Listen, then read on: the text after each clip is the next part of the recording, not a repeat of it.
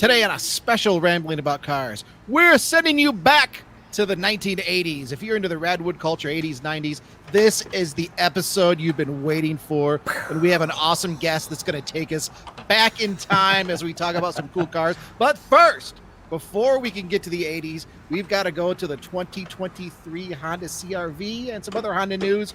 We'll get to all of that. So without further ado, it is podcast time. I am Christopher Smith, and across the way, Mr. Chris Bruce. Say hello, man. Hey, everybody. Got to tell everyone, be honest with everyone. We're having some tech issues today, so bear with us. I hope everything sounds okay, and if it doesn't, our producer's going to have a fun time tomorrow. So, we're good. We're good. We have a special guest tonight, and that is Brad Hansen. Brad, member of the Motor One team, Brett Evans, he suggested having you on the show, and we looked at your YouTube page, and we looked at your Instagram page, and you're like, you're just the type of guy that we like. So welcome to the show, and tell us a bit about yourself. Sure. Thank you, Chris's, and thank you, Brett. Yeah, I've been on a few canyon drives with him. It's one of my very favorite things to do in life. Is I'm based in Los Angeles, and we have so many beautiful canyon roads everywhere. And I have a 96 Corvette C4. That's something that I just love taking on the canyons. It's been keeping us all sane, I think, during this, the whole pandemic years that we were having. And I love 80s, 90s, and even 2000s cars. That's essentially what I cover on my channel. It's called Retro Cars Forever on YouTube. I kind of cover any cars that have to do with those decades, but there's a lot of videos that have to do with my C4 or Corvette ownership. And love Corvettes. I think Corvettes are great and super rad. Love Radwood culture and all of that. Been to, I think, every Radwood show that's been in Southern California. Nice. Yeah, everyone. Yeah.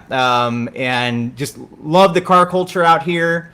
I love how you never know what you're going to see when you're driving around, because it's like, we don't have rust or anything like you guys have out in the Midwest. So it's nice because cars are just preserved. And there's people like me out here who just love these weird old cars, and you just never know what you're going to see. So yeah, I've owned like 20 something cars, I think. And I just have loved cars ever since I was a little kid. You speak the truth when it comes to rust in the Midwest, because I'm from Michigan. I'm in South Dakota now. I have friends in California and Arizona. And I remember talking to a friend out in Arizona about working on like a 20-year-old car. And he's like, yeah, I'll just pull the suspension out. It'll be like 45 minutes. I'm like, dude, none of that stuff's going to come apart. And he's like, yes, it will. Yeah. There's no rust on these components. Yeah, it actually spoils you, because I ended up inheriting my grandma's old Oldsmobile, which was from the Midwest. And then I had to work on it one time, and I was like, oh yeah, there's rust everywhere. I need to spend an extra few hours, doing the spray underneath, and you're jacking it up, and you're like, oh, please don't crunch. Or it's just, I hate it. Rust is terrible. So yeah, it's, as long as you can find a car that's in sun damaged out here, man, they last forever out here. It's fantastic. Oh, yeah. For sure. I had a 90 Subaru Legacy Turbo that I had visions of becoming Colin McRae in, and I left before I looked, and it was so rusty underneath. It's like you couldn't even take it apart. It would have destroyed the car to try to take it apart, and I cried over that one. But yeah, before we get to 80s, we've got to talk a little bit about the new Honda news that's happening right now. As we're recording here on Wednesday, the new 2023 Honda CR-V has debuted. And surprise, it is an SUV. Actually, Honda... crossover. Let's be fair. Crossover. Well, one thing that they've really done here is they've really tried to, I think, step it up into a little bit more of kind of the rugged territory. The new exterior look, it does borrow some design cues from the Ridgeline. It's got that bigger, bolder grille, kind of narrower headlights. And on the Sport and the Sport Touring models, you get a special front fascia that's even a little bit more aggressive. The big news here is big. This is the biggest CR-V that Honda has ever offered. Now, they didn't, supersize it. It is 2.7 inches longer, 1/2 of an inch wider. It's got a 1.6 inch longer wheelbase. Who cares, right? That sounds small, but that does make a very, very big difference for the interior, because this is technically, I mean, this is the largest CRV. You've got a lot more interior space, which is what people want in the SUVs. 76.5 cubic feet of cargo space with the rear seats folded down. So it can do SUV things. They also give it a little bit more tech. CRV is not particularly small. Like, I've sat in them and I've sat in the back of them. It's not, it's on the smaller end of the market, but you still have the HRV below it. You still have, there are smaller Honda SUVs you can buy. It's not, it's not tiny. It's not cramped. So the fact that they're making it even bigger is. Isn't it funny how modern cars are like this now, where it's like there's like model bloat, where they get so big that what used to be the entry level car, like let's say like the Mercedes C class is a good example, right? That used to be the entry level car, but because that's gotten bigger, now they can when they can put a whole new model like below it, and that means that now this thing that people we already know will like, now we can make them bigger profit margins, make them fancier, So Honda's doing the same tactic, Oh yeah, well, I mean, now you have the HRV, which is technically the small one, right? So, I do want to point out here real quick. We're looking at the interior. If you're watching on YouTube, we are looking at the interior of the new CRV, and you will see it looks a lot like the latest Civic. It's pretty much the Civic inside. I mean, it's got the 7-inch touch screen that's standard that just kind of sticks up out of the dash. It has that same kind of great design that goes across the dash that hides the climate controls. 9-inch touch screen is optional. For the first time, you can get hill descent control in a CRV. So they are kind of playing up that off-road aspect, I think, just a little bit more. What else we got here? I like that there's buttons. They have buttons at least. Like, that's something that I'm really glad to see whenever I see these new designs, that I feel like they're starting to find a nice middle ground between just screens everywhere that have no haptic feedback to these kinds of, actual, for the major things you need, which this looks like it does, like the major things you're going to press all the time, they put actual buttons there, and like, thank you. As somebody who drives older cars and sees people not paying attention, trying to figure out in a Tesla what's, how to press or turn on the volume and, nearly crash the car, I like that you see, like, the volume knob and things like that. And to me, Honda's been pretty good about that. So we're looking at this image now. To me, the nice thing is I love manual HVAC controls. Like the old school, either the 3 sliders or the 3 knobs, or however you want to put it, is perfect. And this is at least a version of that. You can see that there are 3 knobs. You can decide what temperature you want. You can figure out where you want the air. Like, it doesn't need to be more complicated than that. You shouldn't have to go through menus to find that stuff. Like, we kind of perfected that with should the air go high, medium, or low? What temperature should it be? That's it. Yeah. And by the way, also a nice little thing I like to see coming back, which I'm also happy. This is the first time I've actually been looking at these. I like seeing that it has a good old-fashioned PRNDL. None of these stupid buttons or wiggly things or things that return. It's just standard, Great. Like, some things we figured out in the 80s or 90s, and they don't have to change. so I'm happy to see when anything like that starts coming back. Or I guess maybe Honda hasn't really been, going off the deep end with this, but some manufacturers are, and it's just like, why? It's so complicated for no good reason, So I like seeing the simplicity and user-friendliness of this. Totally. No, we've seen pretty much the same thing from other Hondas. We've got the Civic Type R that's going to be coming out very shortly that we're going to talk a little bit about here in a second. I agree, and I think a lot of people agree, burying too many of the climate controls in the name of just a clean kind of bare bones interior. And not necessarily the feature in a certain way. I think when you initially look at a vehicle that has no knobs and no buttons, that a lot of people look at that and they think, oh, it looks so clean and modern and sleek. But then when you actually have to go and use it is when the problems come up, because you're like, well, wait, why do I have to go through 3 menus to like decide what temperature I want the car or the heated seats or anything like that? That there's totally a functional nature to an infotainment system, and it has improved a lot of things. But at the same time, some things just work better as a physical control.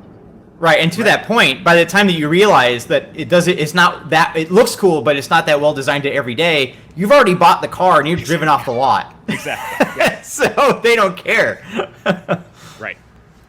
So yeah, we've got for the new CRV for the time being at least, there is no more LX model. There's the entry level is now the EX. We have the EX, the EXL. Both of those still come with the same 190 horsepower, 1.5 liter turbo. The Sport and the Sport Touring are your hybrid models. That's the 2-liter hybrid. But here's where it gets a little strange because Honda they're saying this is the most powerful CRV ever. That was they listed it in the press release. Okay. Horsepower is 204. That's actually down a little bit, but torque is up to 247 pound-feet, and that's what they're referring to here. And yes, that is the most torque you've ever had in a Honda CRV. So you have the EX, EXL, Sport Touring. Sport Touring are the hybrids. That's where your power is going to be for right now. We don't have any information yet on pricing. Honda hasn't released that yet. We do know that the EX and the EXL will go on sale later this summer. The Sport Touring, the hybrids, those are going to be later on in the year. If we go by just current figures, I think the new CRV is you're probably going to be paying over $30,000 to start, since it's stepping up to the EX, because I believe the EX right now is just over $30,000 once you include once you include the destination charges. So I guess the thing is, as I hear that, is that I don't know anyone out there who has ever bought a Honda CRV as an off-roader. Like, of the huge number of crossovers and SUVs out there, the CRV is not a vehicle that you're going to prioritize if, like, oh, I'm taking it to Montana and to some trails, or I've got a hunting lodge or something like that. That's not really the purpose of this vehicle. So 204 horsepower, you said what, 247? Is that what you said, pound-feet of torque? 247 pound-feet of torque. For regular highway driving, that's plenty. That's fine. That's perfectly adequate family vehicle. This is a great car for people who don't necessarily care about cars. They just want something they don't have to stress about, and just doesn't use up too much gas, doesn't get in your way. You don't have to think about it. It's a great car for people who don't want to think about cars, And I mean, it's important to keep in mind too. I mean, the CRV, that's as of last year at least, the second best-selling SUV in the United States, behind the Toyota RAV4. So anytime you go in and start to change up the formula a little bit on such a popular vehicle, you know what? I think Honda's done all right with this. I think going with just a little bit more aggression might make the CRV a little bit more appealing. But yeah, sales go on sale a little bit later this year. We'll see how the public responds. But there's some other Honda news that we're just going to touch on really quick. The Honda Civic Type R. We first saw that, Bruce, I think a little over a year ago in spy photos. Sounds right. I might even be 18 months ago. Honda has teased it for at least 6 months. We've had a Tokyo debut. We've had a U.S. debut. Mm-hmm. How long before they reveal it? We finally know. 2023 Honda Civic Type R will be revealed on July 20th. Save the date, folks. They dropped this teaser yesterday, I believe, Tuesday as we're recording. Just a basic teaser. I mean, we kind of already know what it looks like. The spy shots kind of tell us everything, especially their spy shots in quotes, because Honda has released them. So they're official. They're official. Image we're looking at here is technically a spy shot, but Honda released it, so gotcha. We know it's basically going to look. Oops, sorry, folks on YouTube, I clicked off. We know it's going to look like this. It's going to have. It looks like it still has that big spoiler. It'll still have the big wing on the back. I mean, the new Civic. I mean, some people have criticized it for being maybe a little too conservative. I've seen them in person, and I used to be on the team of they're a little too conservative, but they're not bad. They're not bad. Would I like a little bit more excitement? I mean, maybe in the design, but I think it's a step in the right direction versus the previous Civic, which had a lot of kind of odd angles, and I think it kind of rubbed people the wrong way in some respects, especially the Type R that was just kind of wild in its appearance. This one most likely is going to be a little bit tamer in the looks department. We still don't know anything official on the powertrain yet.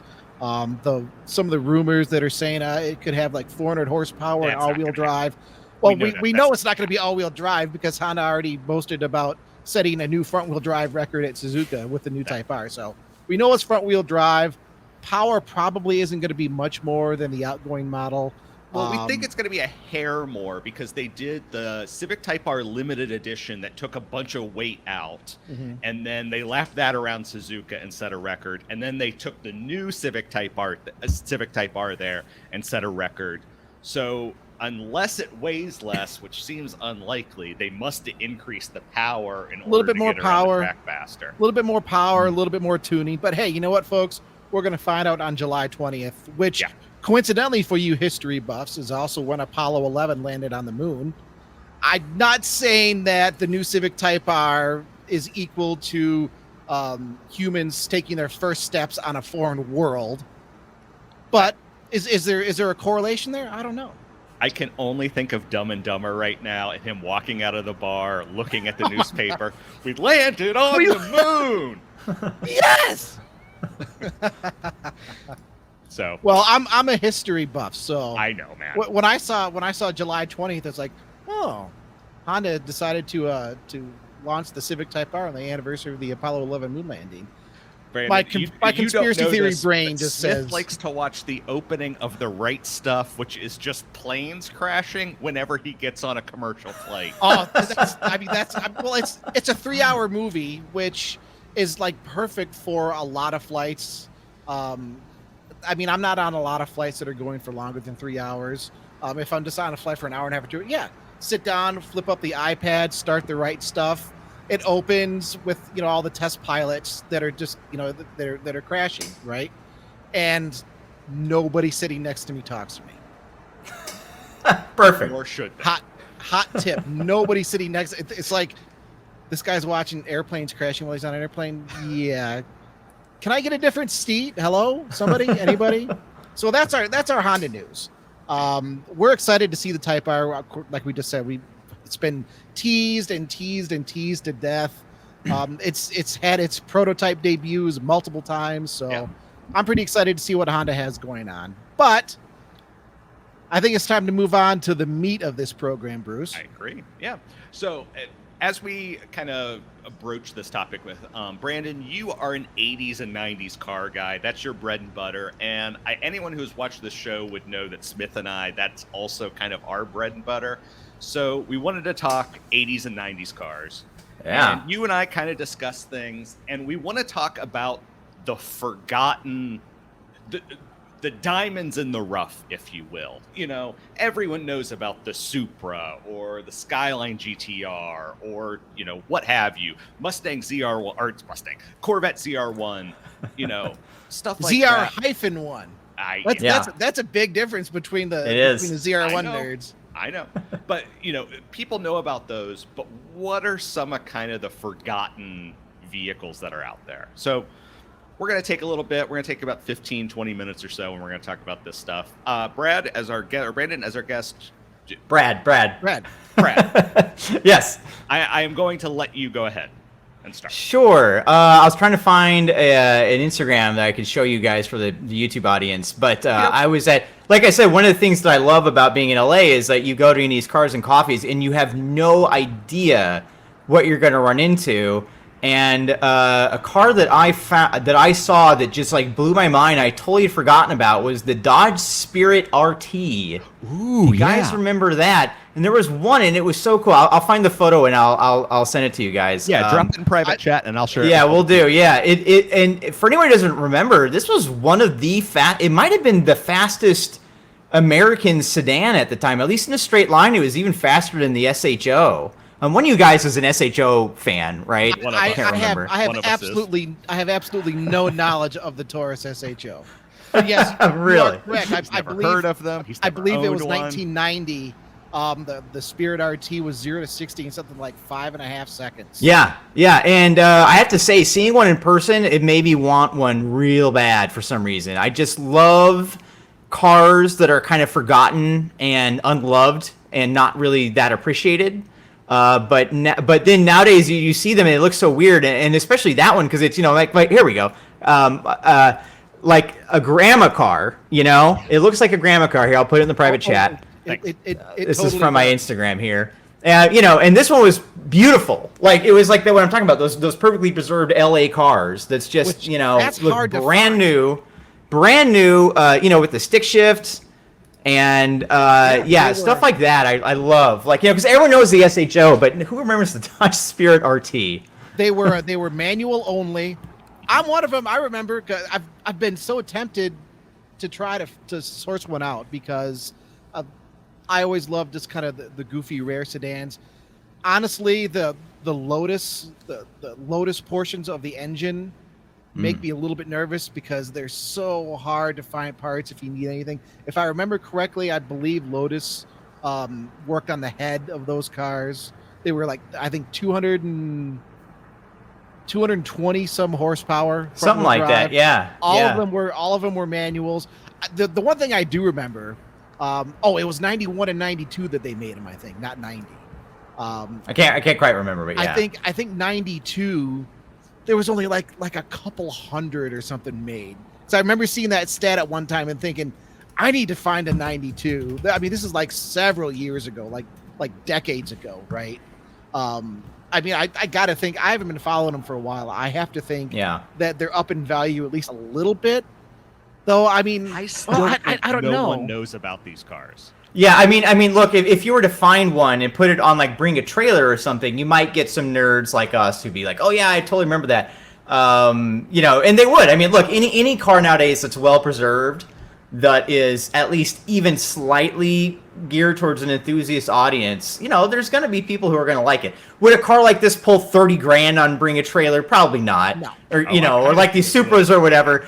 I don't think so. I think, maybe 15 or something like that. Another one of my favorites is one I saw at the last Radwood, actually, in Los Angeles. I just, you can show the Instagram of this one from my Instagram.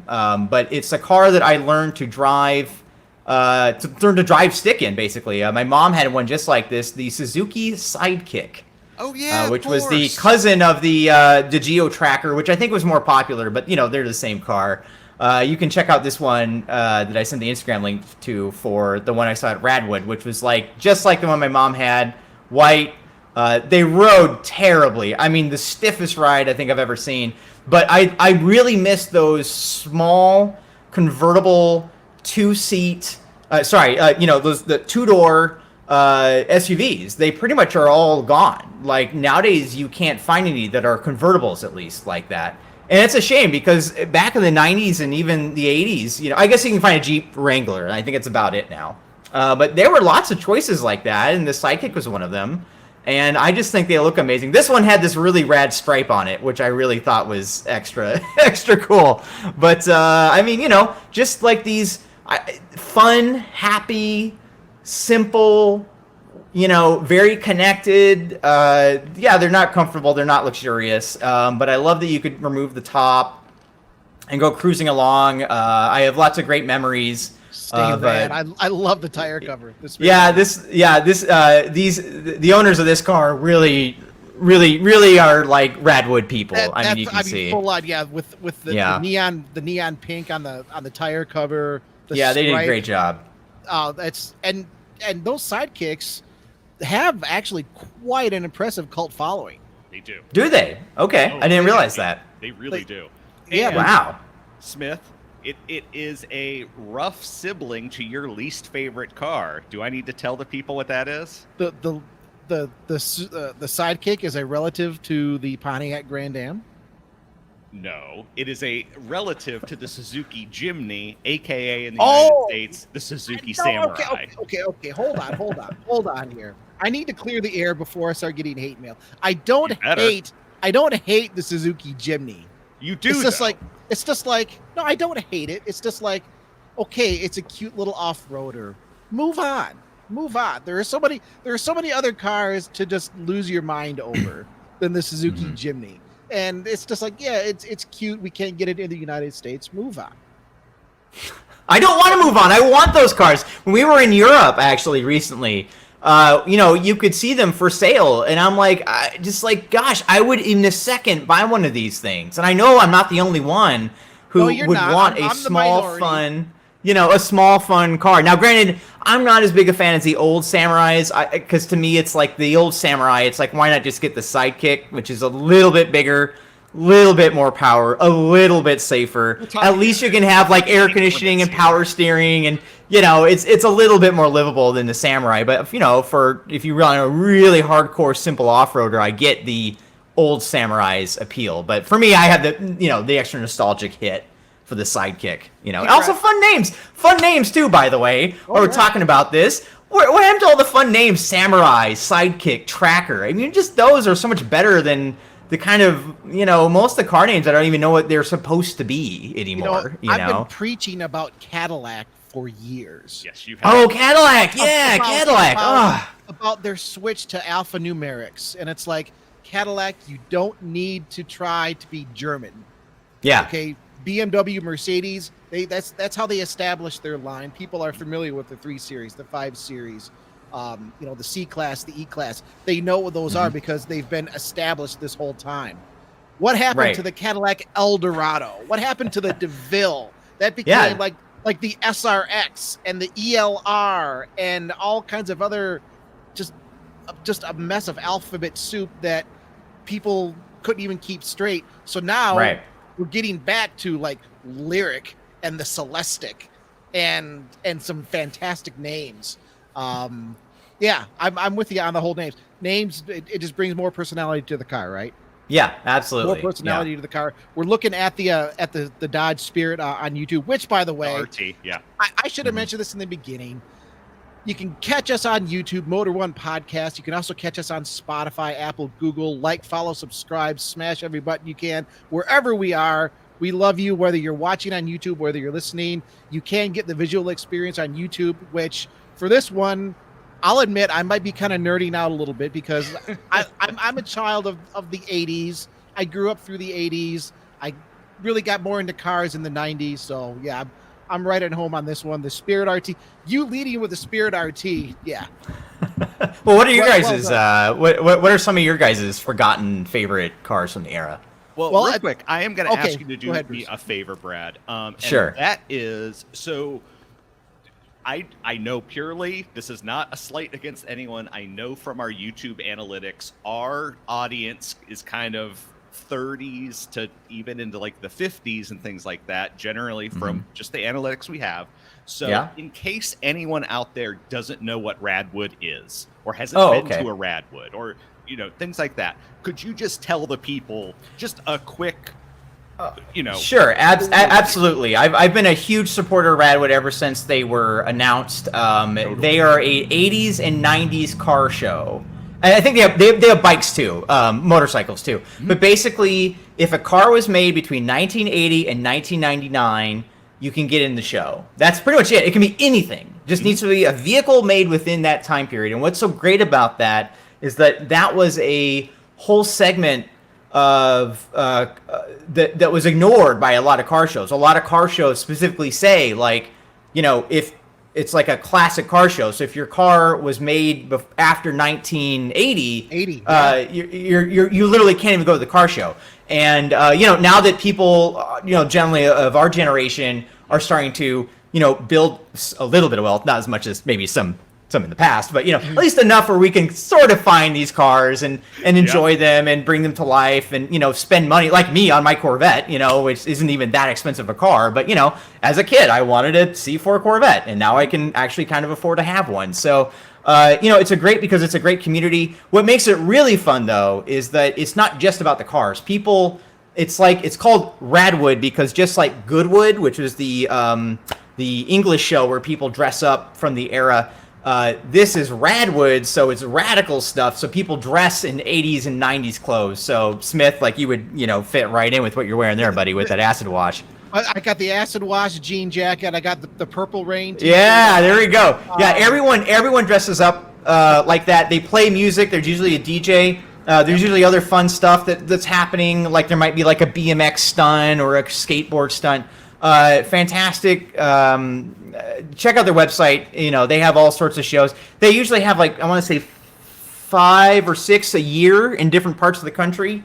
It's worth the drive. If these days, because what's that? it's expanding now these days. Like my parents were they didn't end up going, but there was one in Cleveland, which is near them, and they have old Formula One gear from the 80s that they bought in the 80s. So they were going to show up in a Benetton and a John Player special coat, respectively. Oh, that's cool. And walk around, and they didn't end up going, but that's their era. And one of these years I'm going to go hardcore and go full Dale Earnhardt and try to do a literally cosplay as Dale Earnhardt, my hero from the 80s and 90s.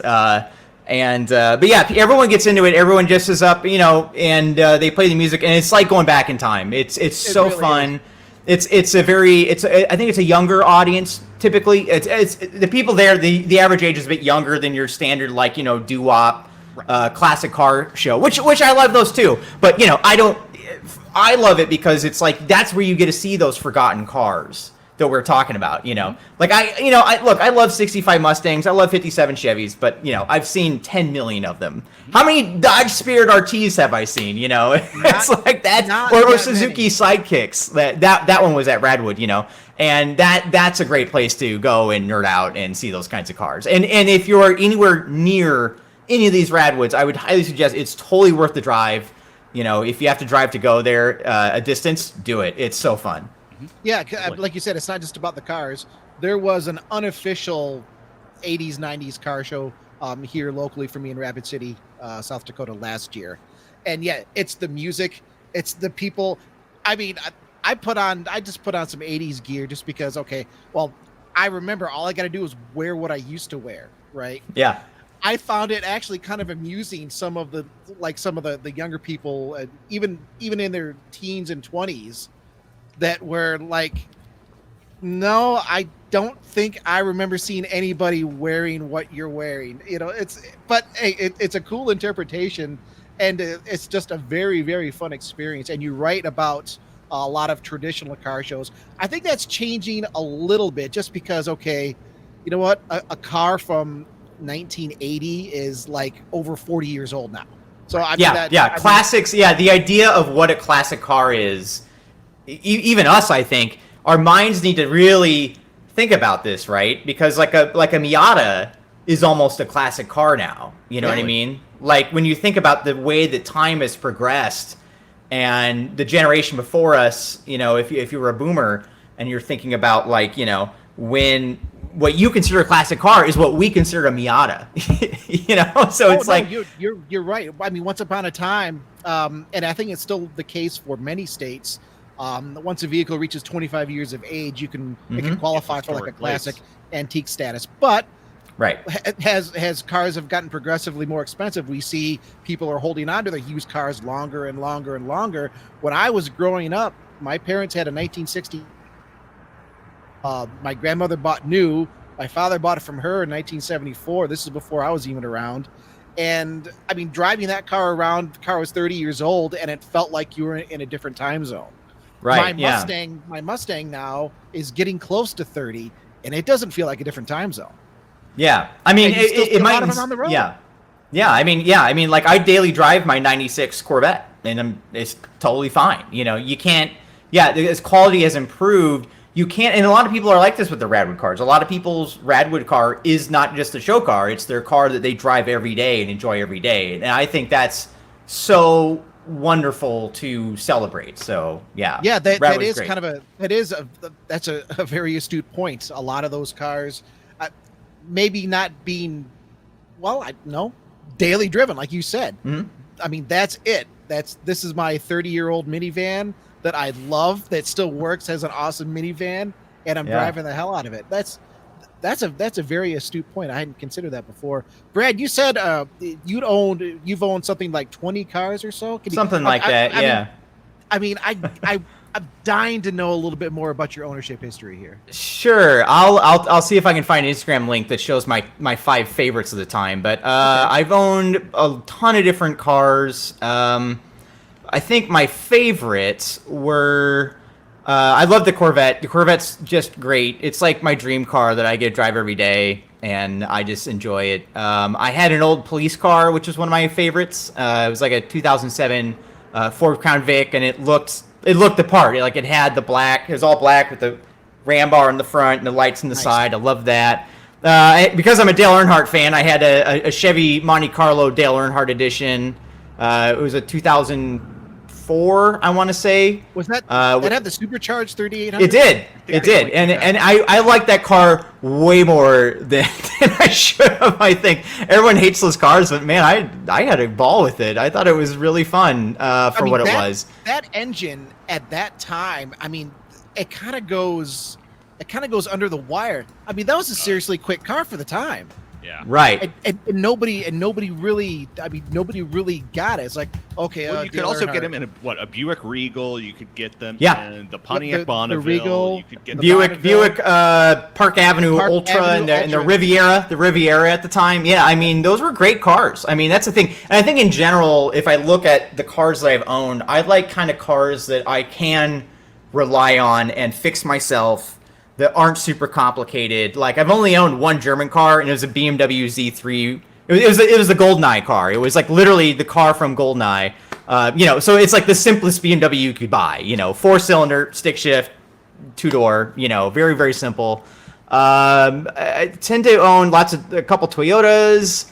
I had an RV at one point.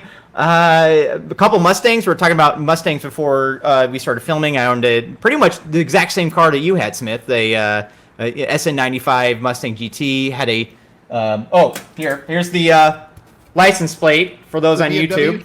That's a 96 D3, I think. Yeah, so it was a 98 Z3, but yes, it was okay. basically the same colors and everything. But yeah, that was the one because it was just like the James Bond car. And then I had the 2001 Bullet, so I had a license plate that said turtleneck for that one. That's good.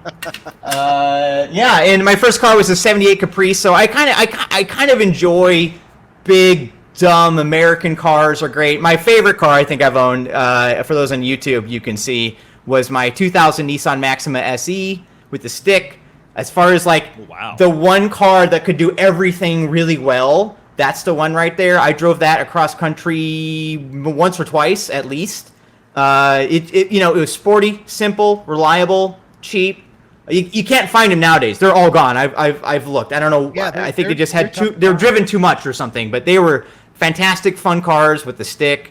Love that car to pieces. I had a Miata, of course. You can see here. That 5th place one there is the Intimidator edition. It's the Dale Earnhardt edition, Monty. Yeah, the Dale Earnhardt edition. It didn't have in reality. Most of them would have a white little Intimidator sticker that was removed from this car. But so I put the little 3 sticker in the back just so you kind of knew the Dale Earnhardt kind of connection there. But cars from the. Especially as far as owners, I've owned a few Volvos. I did a movie once, actually. I directed a movie years ago when I thought I wanted to be the film director, and and the starring role of it was a Volvo, a 1989 Volvo station wagon.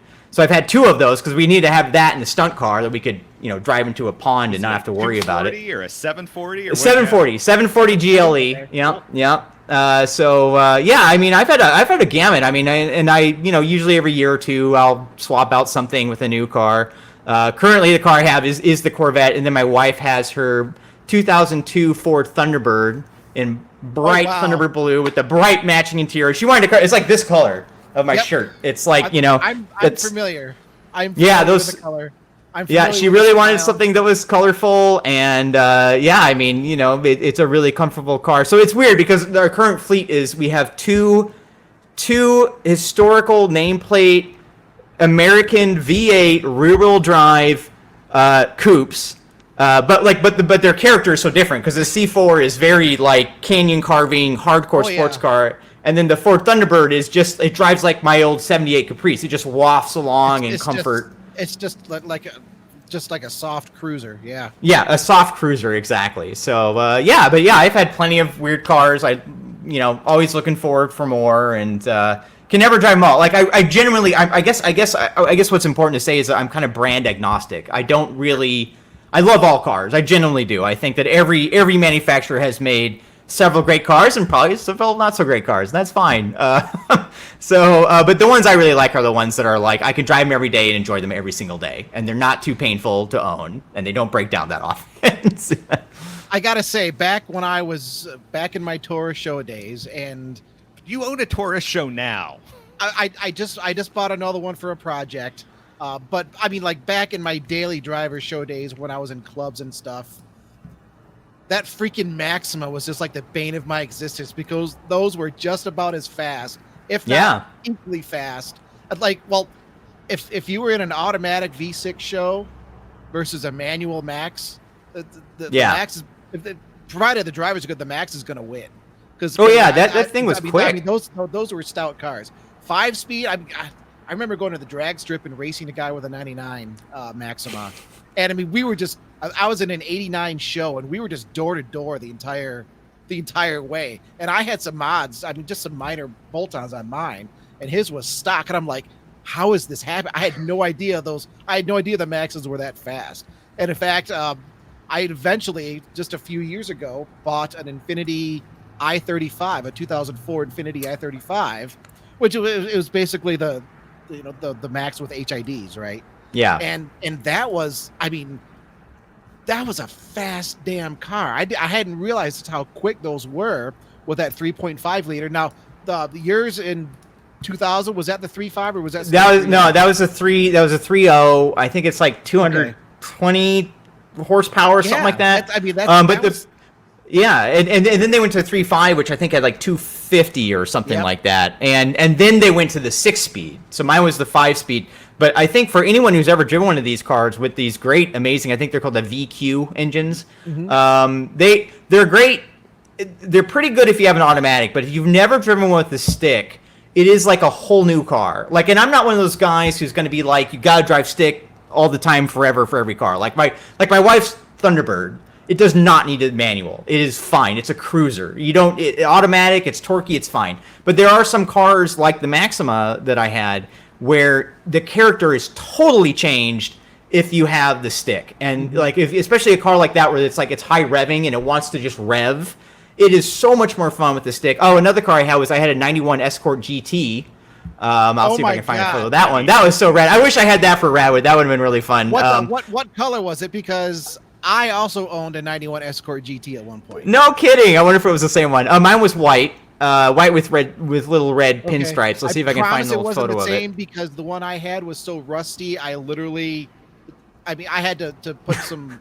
I had to put some just like aluminum wrapping over the rear floor because it was just the hole. It was just a hole through the floor. It was a rusty winter car, but I loved the hell out of that thing. Yeah, it was. I didn't love mine as much as I wish I would have liked it. I think at the time it was great. But it was definitely the handling wasn't as good as the engine. Like the engine was really fun, and the handling was a little topsy-turvy for the canyon roads out here. I found it was a little bit under-tired too, but the way it looked was fantastic. I can't seem to find an old photo. Maybe I never posted one on my Instagram. But it was another California forgotten survivor, and it was really fun to just have, and it had a lot of space, So those are really fun cars too. Like they're not quite the hot rod. I think people are like, oh wow, it's gonna be so fast. Like no, it's quick. No, they weren't really that fast. But the one that I had, I mean, it was a Survivor, but I mean, it wasn't like a well-preserved Survivor. It was a rusted through the floor. In fact, the rear springs had spacers wedged into them. I'm not sure why, so I just left it alone because I needed to drive the car through winter. So it rode a lot rough. But man, you don't see the Escort GTs. You don't see hardly none of those have all. survived. Yeah. Escort GTs, like the old Citation X11s, like from the earlier 80s. I saw one. I was at there's a Corvette event that happens out here in the Black Hills. What's the name of the Corvette event that you guys have out there? I can't remember. Black Hills. I don't know. I don't think it's just Black Hills Rally. But I mean, it's been going on for decades. And I went up in 2020 when the C8, or was it 2019? The year that the C8 launched. Mm-hmm. And I'm up there walking around looking at the Corvettes. And I'm taking a shortcut around the back street. And there's just a Citation X11. Oh, wow. And I lost my mind. I'm like, okay, there's these beautiful C3, C4, C5 sitting out here, and I'm losing my mind over this as like an 85 or 86 Citation X11, which For those that don't know, the Citation X11 was like the sporty version of the Chevy Citation, which was just a sporty car. Which was not a sporty car. Written in a Citation, a regular Citation. You're not missing a lot unless you have that X11 package. But the X11, it had the bright graphics on the outside. Yeah, it was a cool car. Now we're looking at an old Escort GT. That's pre. That's the one. Yeah, that's the one. Yeah, that's pre-91. The ones that we had were the ones that had that cool spoiler that wrapped all the way around the back, which I really loved. Yeah, and the backside kind of sloped up a little bit. That's had maybe like an 89 maybe. Yeah, something like that. Yeah, the asymmetrical grills on the Escort GTs were great, though. And again, I kind of I find myself gravitating towards, even this one, I find myself gravitating towards the styling this era because it was so, I think that cars nowadays are very, well, they're big. I mean, I understand why they're big, but they're big, they're kind of aggressive looking, they're very angry, there's lots of slooshes and slats and crap, and I just like the simple...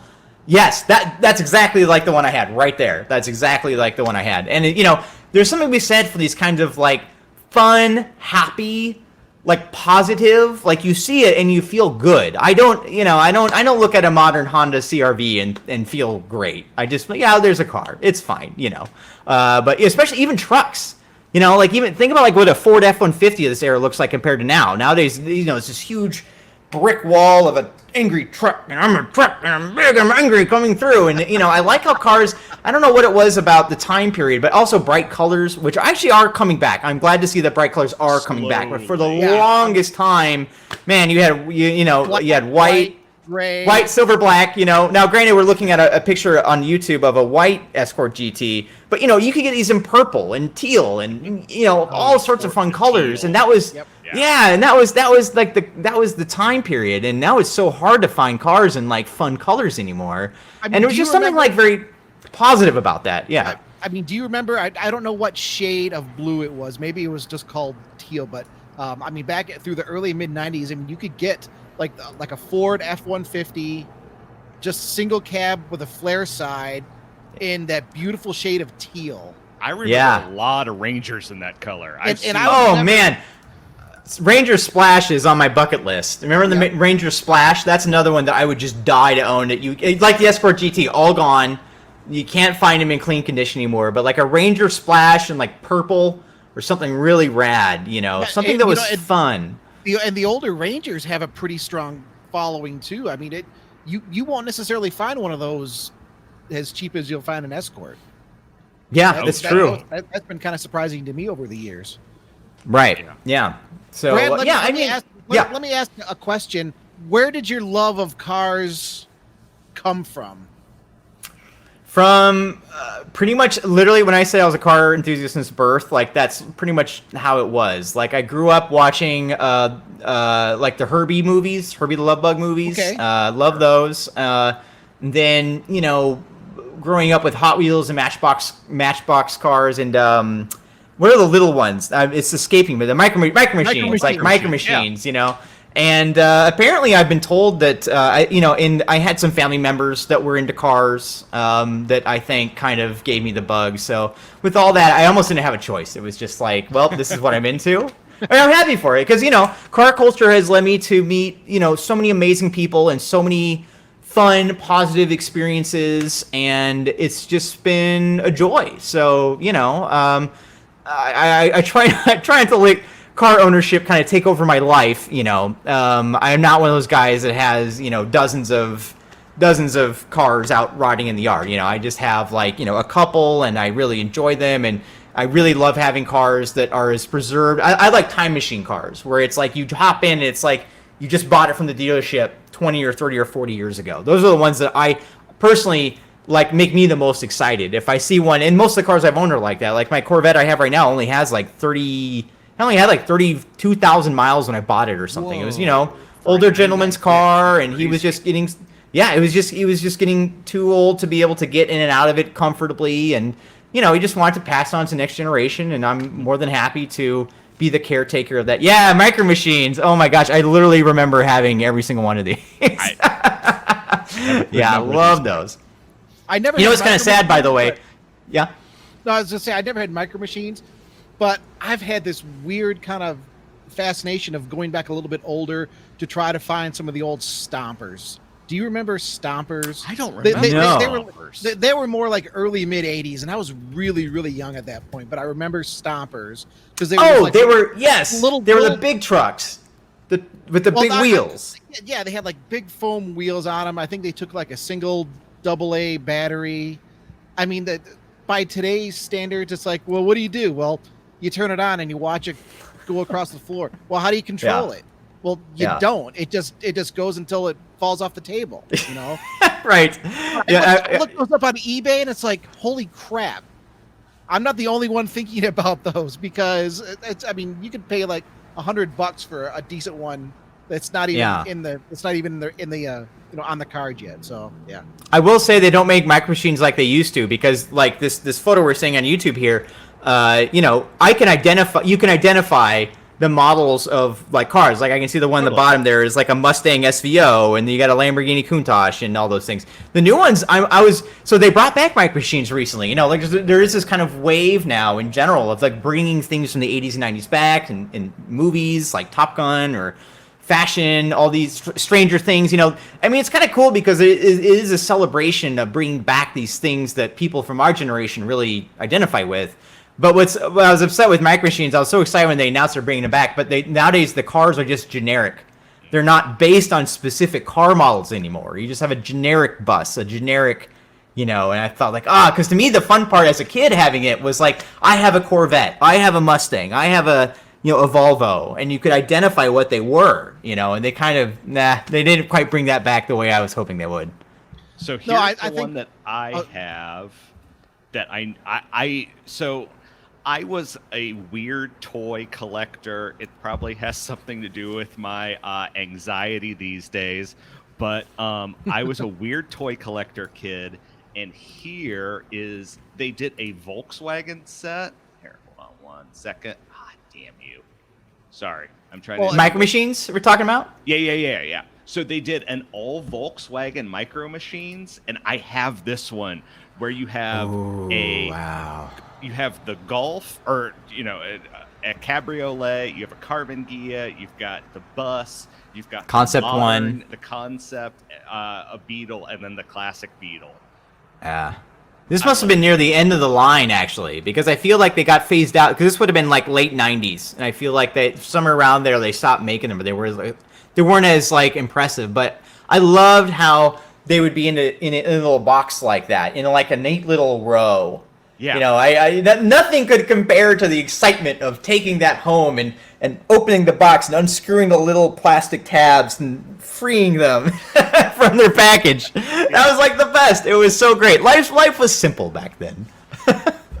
Yeah. Well, you're definitely smarter on the collector front, because you have something that probably doesn't cost that much. Meanwhile, behind me, I have the collection of Masterpiece Transformers that, if you're lucky, you can find them for just around $100, if not more per piece. So you're doing all right, Bruce. Dude, I've spent more money than I should have on models before, so let's not get into this topic. Oh yeah, we don't have time to talk about models. In fact, we should jump over. We've got one email that we're going to read. Let's do that.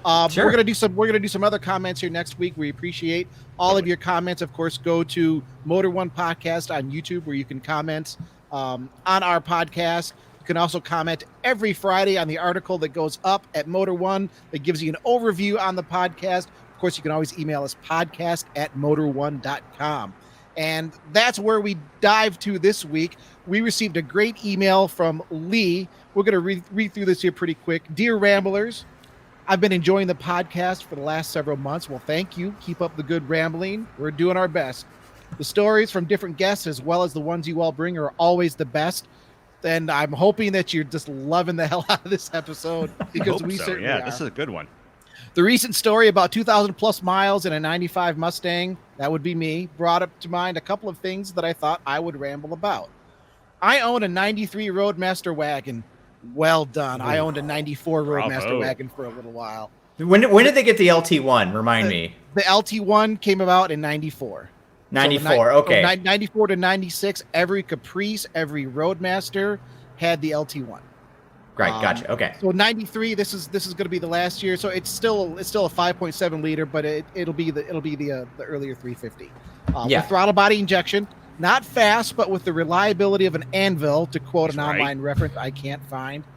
Definitely true there. Gives me no reason to actually rebuild it. It oozes a bit of oil, but never measurable between changes, and still feels about as crisp as you would expect from one of these monsters. 220,000 miles and counting. Bravo. Wow. Sometimes I ponder a summer project of rebuilding it, or maybe an LS swap. No. Everybody LS swaps. It's neat. You can get a lot of power. If you're gonna do something, build that engine. The minute you put an LS1 in there, you're going down a huge hole, because you can't just swap in an LS1 and hope for the best. Now you got to upgrade your brakes. You got to upgrade your suspension. I mean, those things are doughy, it would be amazing. Like I've seen those kinds of Roadmasters have been hot rodded, but you got to do a lot more than just replace the engine. Yeah, I love his next statement here. But then has the okay.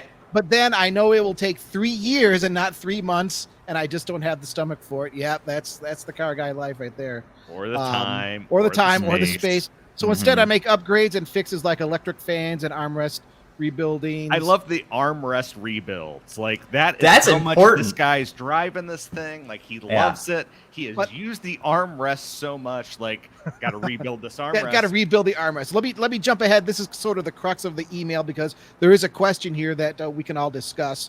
And then listeners out there, you can also email us or comment your thoughts on this question. This summer, I'm thinking about pointing north towards Iowa and putting about 1,500 highway miles on it. This is a 220,000 mile 93 wagon. Maybe I'll have an exciting story to share. These are always excellent cruisers that they are. But serious question for you all. How do you convince yourself that an old horse has still got it, when most of the time it really only sees about 15 miles in a trip and not 1,500? I don't know if you've noticed this, but the less time I spend with an old machine, the less I feel like I know it will get the job done. So I guess just best to keep the oil fresh, tires pumped up, fix what is known to be broken, and call it ready. Any tips or convincing appreciated. Best from Louisiana. Keep up the good rambling, Lee. Well, Lee, thank you very much for the email. And this is a very, very poignant question, because most of my cars that I've driven on trips that I've owned have been older. The Mustang that he's talking about, I just took my 95 Mustang on a 2,531 mile round trip from South Dakota to Michigan. It is a 95 Mustang that has about 120,000 miles on it. What convinces me, I mean, I do a lot of my own wrenching on my older cars, so I'm pretty well versed in what's good and what's bad. And to be totally honest, I didn't use second gear in the Mustang once on my trip, because second gear synchro is well and truly shot. I cannot even remotely try to shift it fast. And since I've owned it for 5 years, it means I've often shifted it fast. So now the gear itself is worn to the point where it doesn't really like to stay in second gear very well. So I actually did the whole trip. First gear, wind it out. Third gear, fourth, fifth, we're good. So, I mean, knowing the car, if you're familiar with the car, you wrench on it, not necessarily take it all the way apart, but that's where I get my confidence from. I'm driving that car locally. I mean, yeah, maybe 10 or 15 miles for a trip. Maybe if I go for a little drive, I might put 50 or 100 miles on it. If you do that long enough, if you do several, let's say you do 150 mile trips, right? It's probably going to be okay to do a 1,000-mile trip if you haven't experienced any troubles. That's what I've done throughout my entire ownership of not just older cars, but higher mile cars. After I spend a little bit of time with them, I kind of get to know the character. I get a pretty good idea of what's wrong. I get a pretty good idea of how it's running, noises that it makes. With an older car, you're always going to find some little rattles, some extra noises. It's like, okay, what is that? If you can track it down, cool. If it makes that weird little noise for 500 miles, it's probably going to be okay for another 500 more, right? So, I mean, that's how I guess I kind of psych myself up. I don't know. I can't remember if the Roadmaster has like an oil pressure gauge, gauges like that. I always like to see oil pressure gauges. If there's good oil pressure, I'm not going to worry about anything major happening with the engine. And then at the same token, you can have a 2019 anything with 5,000 miles on it and have something catastrophic happen. So if you drive the Roadmaster, if you feel pretty confident in how it's running and how it's driving, you know what? Give it a shot. Go for it. If it breaks down, have a plan in mind. I had a plan in mind with the Mustang when I was driving it for that long distance. Okay, if I get to this point, I can call this person. If I get to this point, I can call this person. And I also had pretty much every tool I own stuffed into a bag in the trunk.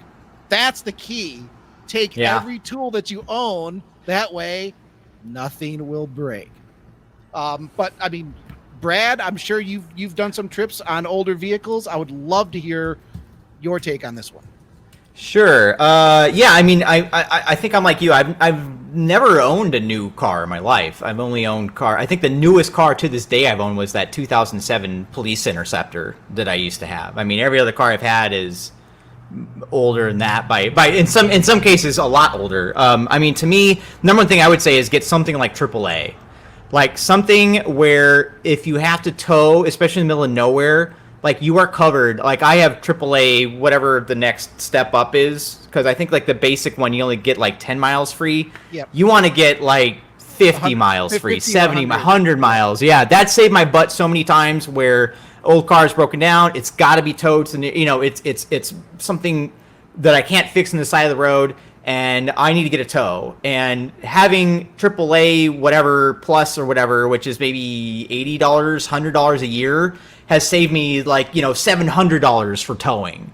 So that's something I would definitely look into.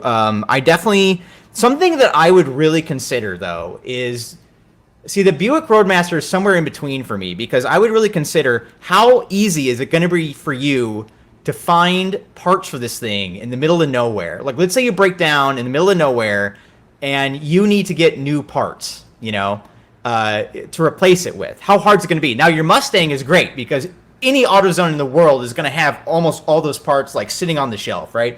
I don't know about the Buick Roadmaster. I feel like you're probably okay, but it's not like, you know what I mean? Like you might have a little bit of a hard time finding stuff like for something like that. It's probably fine, but like I wouldn't want to take like some rare 1980s Alfa Romeo cross country, because you're not going to be able to go into a Napa Auto Parts store and just get what you need and put it on the car. You're going to be stuck in. Yeah, but you go to the next level. Not only do you have the bag of tools, you also have the parts that are most likely to break. Yeah, the nice thing about a Buick Roadmaster is that he's got tons of space to put that stuff. You know what I mean? He can put as much as spare inch in the back, and you're fine. You won't even notice the fuel mileage dip. And you still have room for a pool table. Right, and then the other thing you want to ask yourself is like make sure if you are going to take an old car. Because this car is old that he's talking about, and it has a decent amount of miles on it. That's a lot of miles on it, basically. I wouldn't want to make sure, like I wouldn't want to. This is stupid, but I wouldn't want to drive across the country for a really important job interview with no time to spare. Or like when I was filming my movie, which we did have to take these old Volvos with 200,000 miles across country and back. We made sure that we had a couple days extra for when they break down, and they did break down, and you can't find parts in the middle of nowhere and for an 89 Volvo necessarily. So we just, make sure you have an extra day or two in your schedule, where if you need that extra day or two, if there's something that happens with the car and you got to stop and repair it or get it repaired, that you have time for that. And the last thing I would just ask yourself is like, when, like the weather wise, right?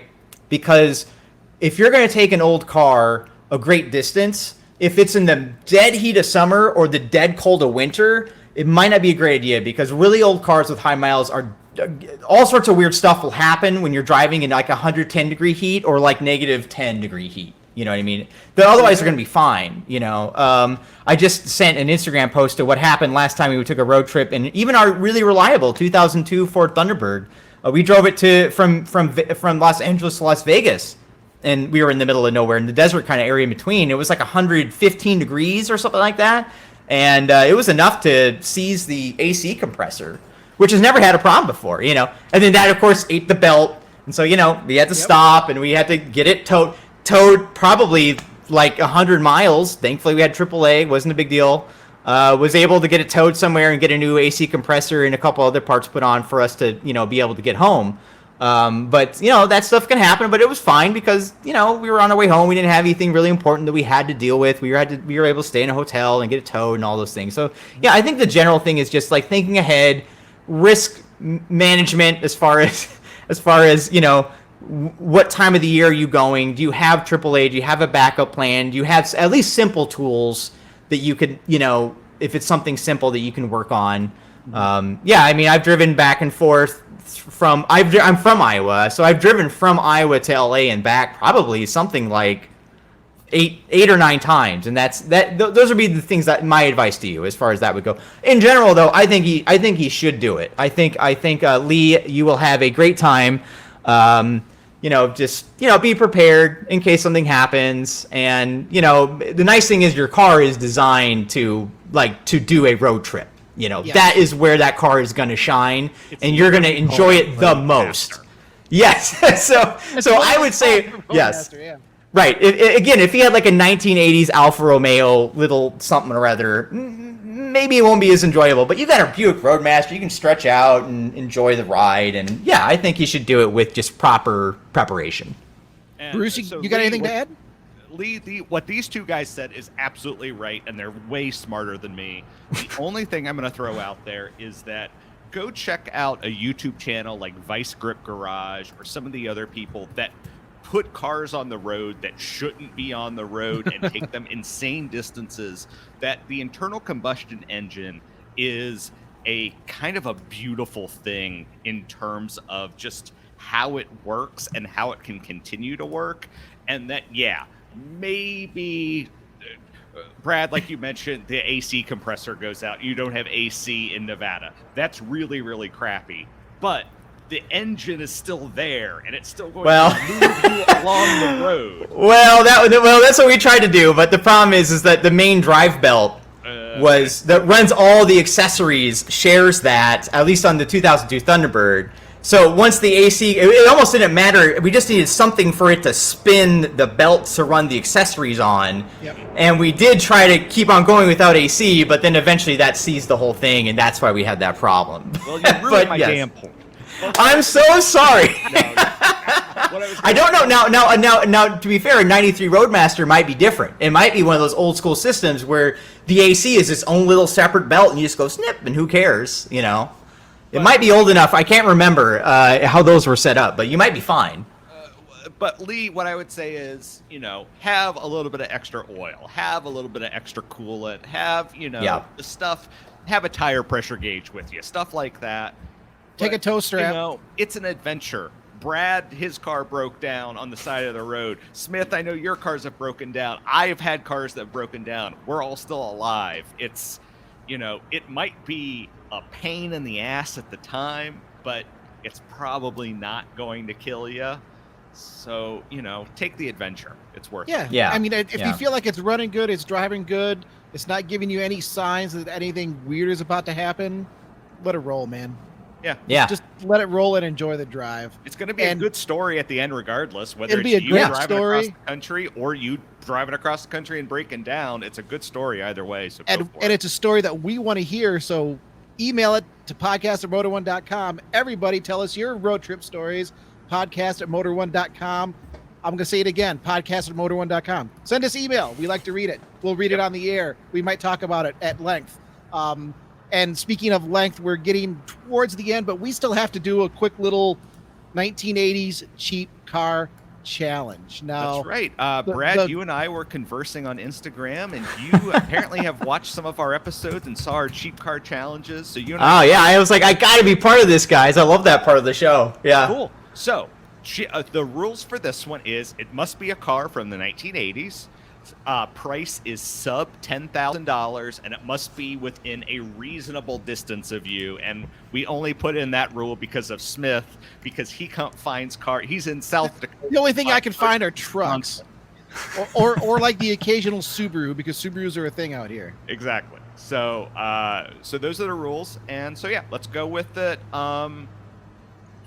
Smith, you go first because I got to pull up my link real quick. Well, how about we let Brad go first because he shot over a link here. Okay, so I'm going to post this up right now, and I'm looking at it, and I'm gotta say I'm a little jealous. This is a pretty cool find.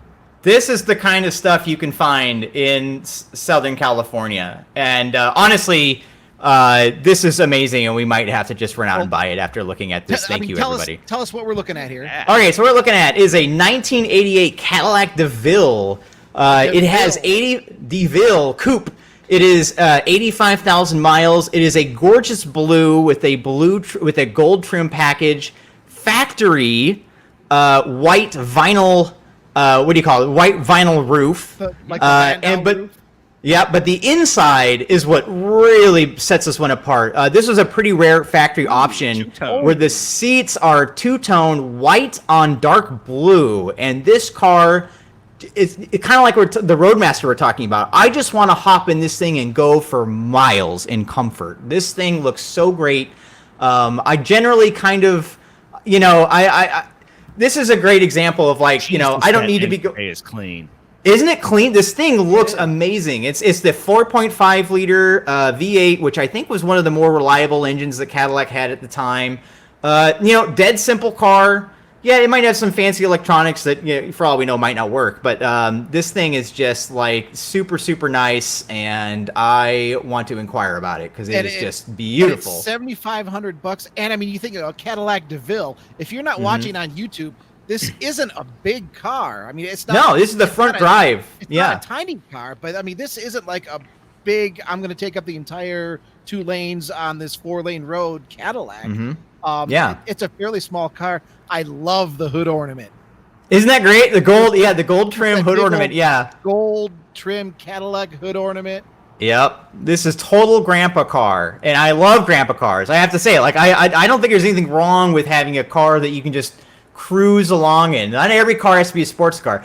By the way, that's another thing I don't particularly love about modern cars. Every damn luxury car has got to be like a BMW. It's got to be sporty. Who cares? I mean, yes, there are some people that want to have a sporty luxury car, but I love these kinds of cars that are unabashedly not sporty. They're going to wallow around corners. They're going to waft through the highway, but it doesn't matter because it's just designed to be a cushy pillow, that you drive. There's nothing wrong with that. And I think this thing looks great. Like, this would be a great car to see at Radwood. That's such a wonderful Radwood car, especially with the 2-tone interior. I've never seen that before. Yeah, I had neither. I saw that and my eyes popped out. Yeah. I'd be like, oh, okay, somebody did something special on this. But no, that's factory. That's awesome. Yeah, it's factory. Love that. And like I said, I love time machine cars where it's like you just went, like this looks like it came right out of the dealership in 1988. And some, 70-year-old guy picked it up and it was his pride and joy to drive to church and back. And I'm into it. How is the engine bay so clean? Oh yeah, I mean, I clean my engine bays. You can do it. You just kind of, it takes some elbow grease, and you got to just get in there and you just clean it. I don't like spraying hoses and stuff like that, which some people can do. But I think this car was just, elderly people generally take really good care of their cars. That's how my Corvette was in such good shape. They're not out racing them, they're not out modifying them. They just take it and they do every single dealership oil change on time, and it runs forever. And yeah, I have a soft spot for simple grandpa cars like this. So that's my pick. And for anyone not watching on YouTube, I'm sorry. This is an 88 Cadillac DeVille, and it only has 85,000 miles on it. So this thing has barely been driven in its life. Yeah, very cool. So impressive. That's a good find. Thank you. All right, Bruce, who's next? You or me? I can go if you vamp for me for 1 second while I pull up my link. I can vamp on 80s and 90s stuff for like 5 days straight. Guys, I had such trouble trying to decide which car that I was going to choose.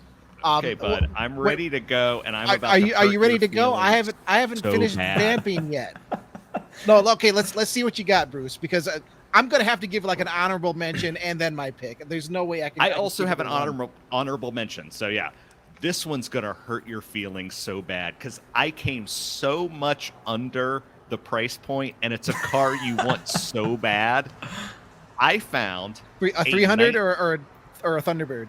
a 1986 Hey. turbo for turbo! Damn you! $5,000. I was looking for one, and I there was nothing remotely in my area.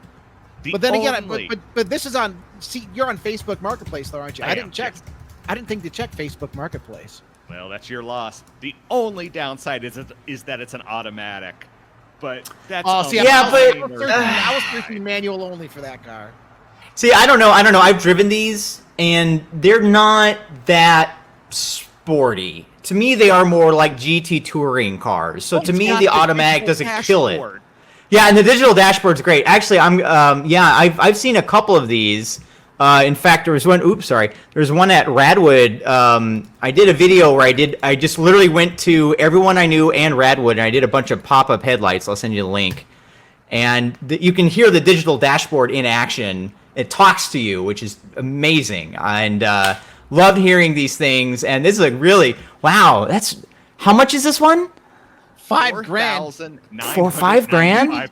I mean, the thing is, though, what's it look like underneath? That's what I want to know. We don't. It's in Ohio. It's in Massillon, Ohio. So you're in Ohio, very so go by. The reason I say that, the last few cheap card challenges we've done, where a Z32 300 has been an option, Bruce, you know what I'm saying? We've been seeing these go up. I think the secret is out. Yeah. These are starting to go up in value in a pretty big way. I had a pretty broad search for a Z32 300 manual, and I did want the turbo, and I was coming up really, really short, and the ones that I were finding were over $10,000. Right. So, I mean, that's the thing is that I think the reason that these older generations are starting to raise in value is that those any 90s sports car except for maybe the Corvette is skyrocketing in value, right? And so like the 300ZX now, the Z32s are, they're commanding decent prices. So when people are priced out of that, they start looking at what's the next thing. Oh, well, the next generation, I can actually afford that, Right. But yeah, these are fun because they have the sleepy. It's more expensive. That's the thing. The Z32s, the Z31s are still kind of a bargain. Right, and they have the sleepy headlights, which I really love. When I filmed my little video, I was so happy to see them. So Smith, this is my other one. This one is $9,500 in Medina, Ohio. This one is also a 300ZX, not a turbo, but an automatic, but still meets our grade of sub $10,000. Yeah, but is that the T-tops? It does not. That's important. Oh, that's important. You got to have the T-tops. And that's to the point, Bruce, that car a couple years ago, an automatic non-turbo without T-tops was $5,000. Would have been like $4,000 or $5,000. Yeah, it was $5,000 all day long. Okay. No, good finds. Good finds. Those are good ones. I mean, I was looking around for a Z, but at the same time, I thought that's sort of the predictable thing. So let me get this share. I gotta tell you, that's what I found. Like, if I could have found a AmeriCorps XR4 Ti, I would have shown it. But here's my honorable mention. Okay. And this might be something of a surprise as an honorable mention because of my love for the Thunderbird. I also love the Aero Cougars, the 87, 88 Aero Cougars.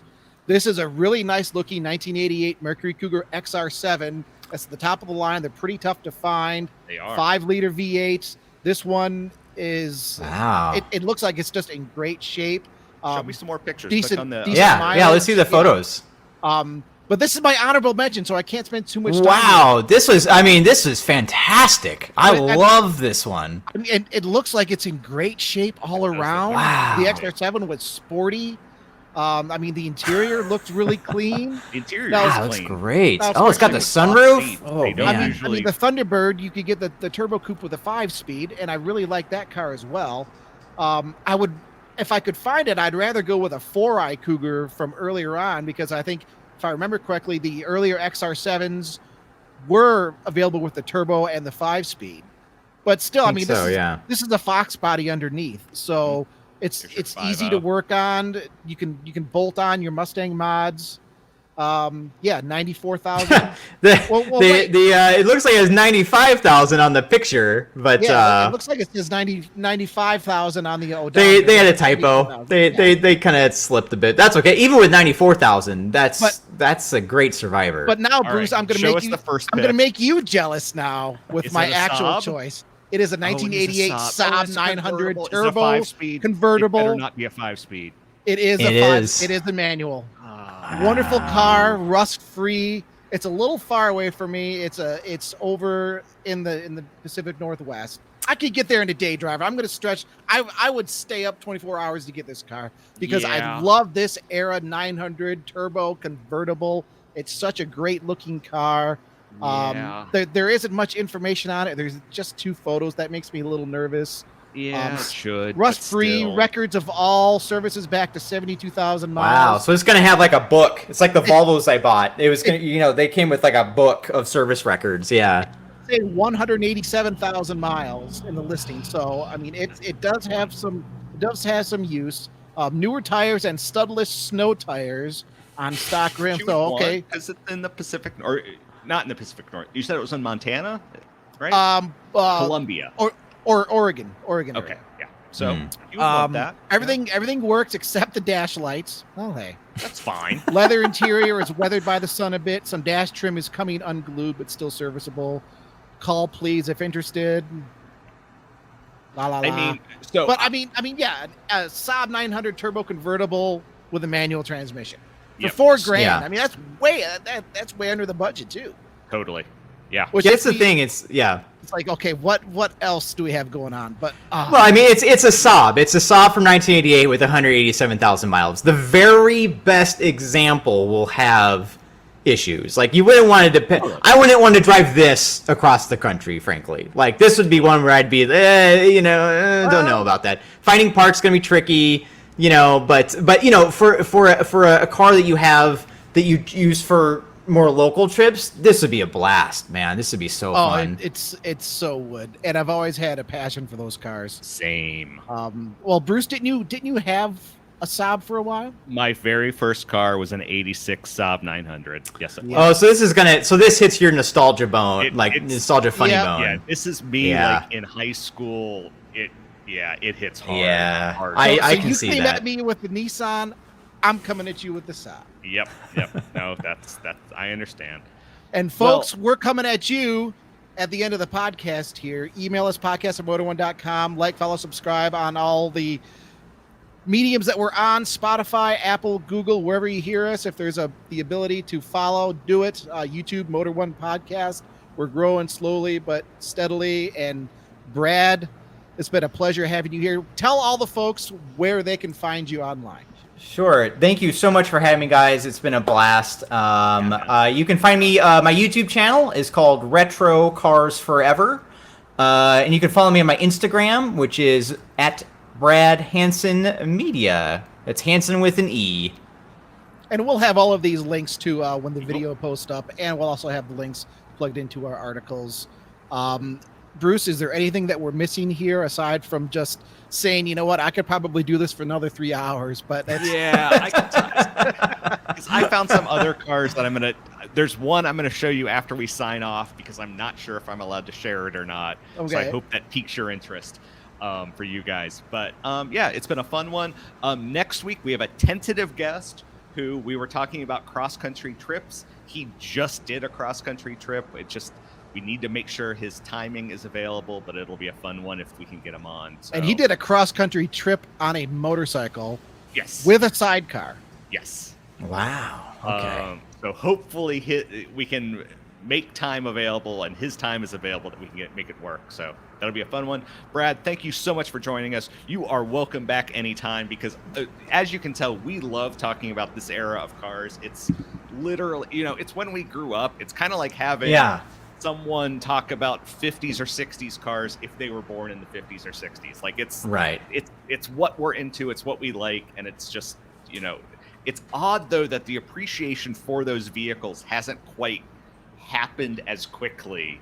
It's picking up. It's happening now though. It's here. I mean, 80, like I said, 80s, 90s, that whole thing is just here. You go to the mall and you look at, the kinds of fashions that are coming back, even in the colors and everything. It's here in the same way that, we had like that 70s show and stuff in the 2000s. It's like it's cyclical, and we are in 80s and 90s land. I'm here for it. I'm not going to complain about that. Totally. But thank you guys for having me. It's been wonderful being here. I'd love to be back. All right. Well, thank you very much. And for any of our listeners, good afternoon, good evening, or good night. We appreciate it whenever you're listening. Like Smith said, podcast@motor1.com is the email address. Motor One Podcast is our YouTube channel.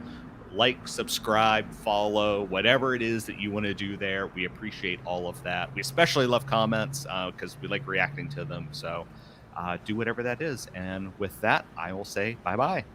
Bye, everybody. So long.